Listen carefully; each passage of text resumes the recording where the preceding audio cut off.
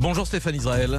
Bonjour Patrick Cohen. PDG d'Ariane Espace, société française qui exploite et commercialise les fusées lancées depuis Kourou, notamment Ariane, souvent présentée comme l'un des grands succès européens. Ariane, c'est une réussite française ou européenne? Ariane, c'est une réussite européenne puisque c'est un projet européen. Il y a 12 États qui participent à la construction de la fusée Ariane 5. Il y en aura d'ailleurs 13 pour Ariane 6. Nous avons une épine dorsale française parce que c'est vrai que la France a toujours joué un rôle prépondérant.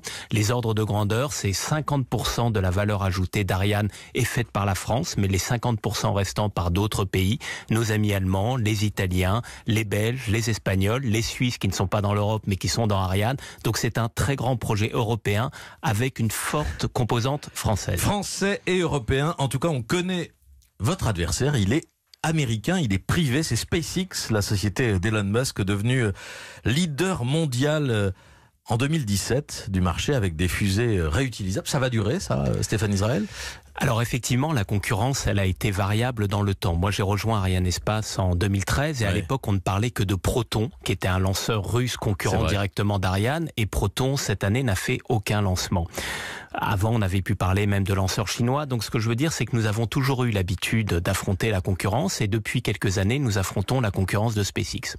Alors SpaceX, ce qui est très intéressant, c'est que société privée peut-être, mais société pensée, voulue, conçue par la NASA, voulue, pensée, conçue et servant d'abord aux institutions américaines, vous allez être très intéressé de découvrir que le carnet de commandes de SpaceX est en valeur à 75% institutionnel, 75% fait pour les États-Unis d'Amérique, alors que le nôtre est à 25% fait pour l'Europe et à 75% commercial. Ce qui veut dire une chose, nous sommes beaucoup plus sur le marché commercial que SpaceX. Ça veut dire que la concurrence, elle est pas très loyale? Je n'aime pas ce terme parce que le spatial, c'est fondamentalement un partenariat public-privé. Ouais. Dans quelque nation que vous soyez, c'est un partenariat public-privé.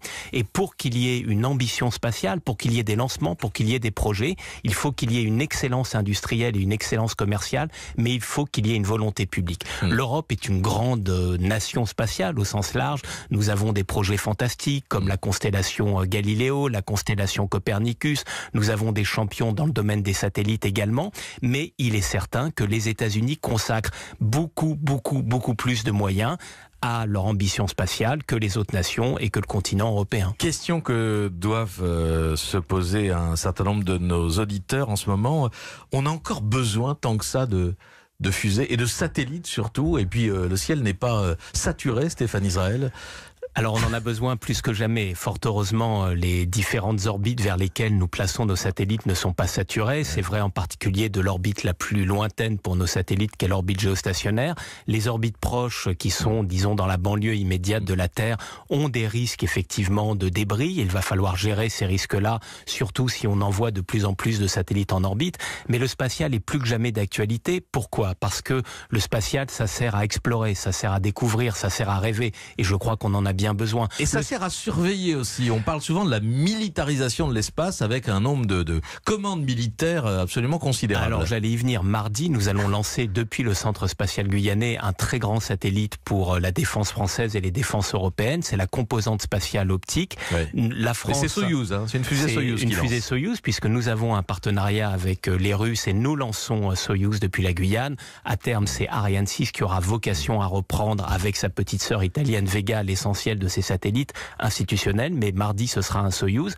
Et donc effectivement, il y a une ambition militaire. La France va consacrer 3,6 milliards d'euros lors de la prochaine loi de programmation militaire à sa flotte militaire et nous allons renouveler l'ensemble des satellites militaires, les satellites d'observation, les satellites de télécommunication, les satellites d'écoute et ça commence mardi au Centre spatial guyanais. Ariane 6, donc vous en avez parlé, va entrer en production, peut-être ça a déjà commencé, non? Ça a déjà commencé, effectivement. Le développement est en cours et la production commence. Premier lancement prévu en juillet 2020, mais ce ne sera pas une fusée réutilisable comme le fait Elon Musk avec SpaceX. Pourquoi ?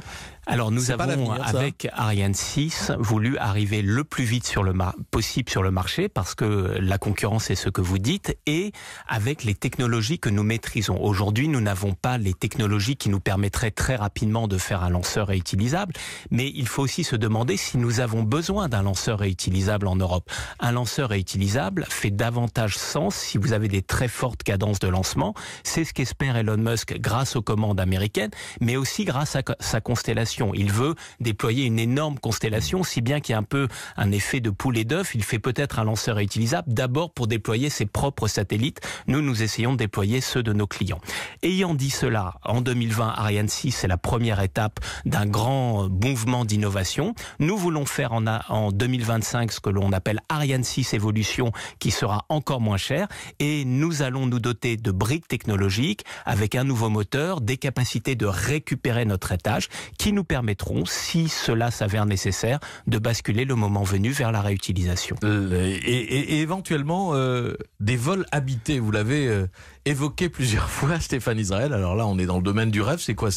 On revient à des choses qui ont déjà été évidemment expérimentées, déjà été faites, mais jamais simplement avec un lanceur européen. Ce serait possible, là ? Alors, ce serait tout à fait possible, puisque nous avons le lanceur le plus fiable au monde, et nous avons les technologies qui nous permettent d'envoyer à travers des capsules un homme dans l'espace si nous le souhaitions. Nous avons fait des vaisseaux ravitailleurs vers la station spatiale, donc nous maîtrisons parfaitement ces technologies.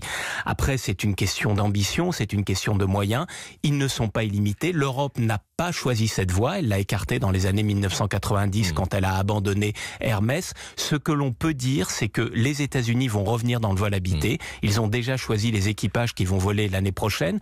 Et j'étais avec le patron de l'agence spatiale indienne à Kourou il y a quelques semaines.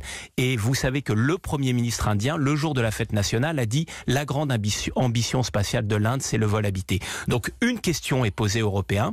Voulons-nous faire du vol habité ? En avons-nous les moyens ? À ce stade, la réponse n'est pas oui, mais vous savez, l'avenir reste ouvert. Donc c'est le grand retour de la conquête spatiale, et ça dépend de la volonté des États. Merci Stéphane Israël, PDG d'Ariane Espace. Merci d'être venu ce matin.